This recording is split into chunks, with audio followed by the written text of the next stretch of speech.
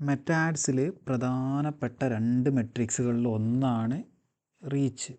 Reach എന്ന് പറഞ്ഞാൽ the number of unique people who so your add. Unique people, അതായത് നിങ്ങളൊരു ആഡ് പബ്ലിഷ് ചെയ്ത് യുണീക്കായിട്ട് എത്ര ആളുകൾ നിങ്ങൾ ആഡ് കണ്ടു എന്നുള്ളതാണ് റീച്ച് എന്ന് പറയുന്നത്.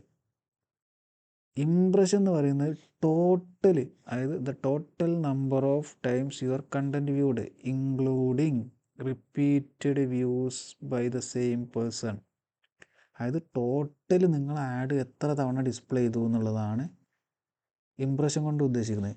ഇംപ്രഷൻ്റെ കേസിൽ ചിലപ്പോൾ ഒരാൾ 1 തവണ കണ്ടിട്ടുണ്ടാവും, വേറൊരാൾ 2 തവണ കണ്ടിട്ടുണ്ടാവും, വേറൊരാൾ 3 തവണ കണ്ടിട്ടുണ്ടാവും, വേറൊരാൾ 4 തവണ കണ്ടിട്ടുണ്ടാവും. ടോട്ടൽ എത്ര തവണ ഡിസ്പ്ലേ ചെയ്തു എന്നുള്ളതാണ് ഇംപ്രഷന്. എന്നാൽ റീച്ചിൻ്റെ കേസിൽ ഒരാൾ 1 തവണ കണ്ടത് മാത്രമേ എടുക്കുള്ളൂ. യുണീക്ക് പീപ്പിൾ, ഒരാൾ 1 തവണ കണ്ടത് മാത്രമാണ് റീച്ചിൻ്റെ കേസിൽ.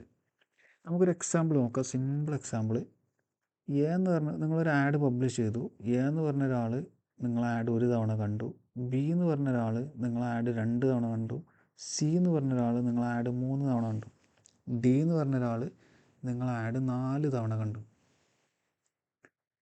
ഈ ഒരു കേസിൽ എത്ര ആളുകളുണ്ട്? 4 ആളുകൾ. അപ്പോൾ റീച്ച് 4. ടോട്ടൽ എത്ര തവണ കണ്ടിട്ടുണ്ട്? ടോട്ടൽ ആഡ് ഡിസ്പ്ലേ ചെയ്തിട്ടുള്ളത് ഡി 4 തവണ, സി 3 തവണ, ബി 2 തവണ, എ 1 തവണ. ടോട്ടൽ 10 തവണ ആഡ് ഡിസ്പ്ലേ ചെയ്തിട്ടുണ്ട്. So impression is equal to 10.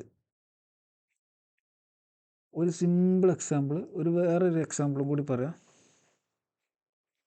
100 ആൾക്കാർ നിങ്ങൾ ആഡ് 1 തവണ കണ്ടു എന്ന് വിചാരിക്കുക.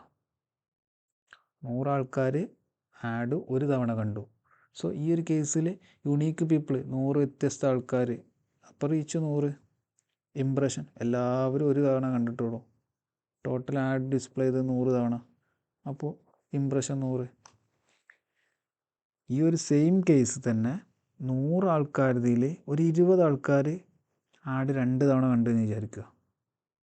100 ആൾക്കാരിൽ 20 ആൾക്കാർ 2 തവണ കണ്ടു. ടോട്ടൽ 100 ആൾക്കാർ, അതിൽ 20 ആൾക്കാർ 2 തവണ, ബാക്കി 80 ആൾക്കാർ 1 തവണ. ഈ ഒരു കേസിൽ ഇവിടെ 40, ഇവിടെ 80, ടോട്ടൽ 120 തവണ ആഡ് ഡിസ്പ്ലേ ചെയ്തു. So impression 120. റീച്ച് 100 ആൾക്കാർ തന്നെ ഉള്ളൂ. അപ്പോഴും ബാക്കി 100 ആൾക്കാരിൽ 20 ആൾക്കാർ 2 തവണ കണ്ടു. പക്ഷെ 100 ആൾക്കാർ തന്നെ അവിടെ ഉള്ളൂ. യുണീക്ക് പീപ്പിൾ 100 തന്നെ.